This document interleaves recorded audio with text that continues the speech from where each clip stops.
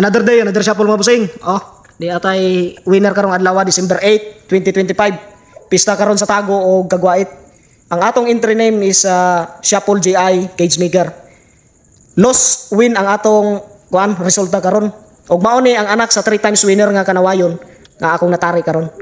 Ni daog nasa comment section ang kuan video. Pangayoon pa nako sa akong amigo. So mao ni siya mga busing oh. Sakitan gyud ni.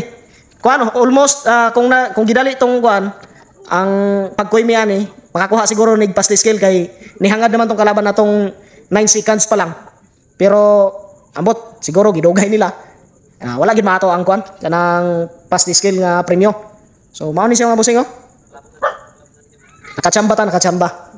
Tod sa pag-drop ani alas 6 wala na sige na nigpanghuyab.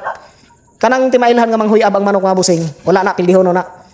Og pag-abot sa Royda, ako ni siyang largahan, nakita na ko nga nang huyab. Ako lang gisumpa. Pero later on nagkuan siya kanang sige nagpamaak ba. So burag nakabalik ang naka-recover ang akong kuan nga naapagihapon sa chance nga budaog. So karon kadaog man ni siya mga busing duha ni samad. Na ay sa lubot pero tong sa bangag dapit wala na nato sa kigol dapit wala na nato gipatahi no. Gipatahi gamay pero wala na tong sa kigol gyud. Kay basin og dili na ni kay ite. Naani siya kuan diri sa ilalom sa paa na isamad. Kaya nga patyanan gani unta pero ambot lang burag wala nakaabot dito sa ilalom. So mao ni siya mga busing. Salamat kayo diha sa inyong mga suporta mga busing.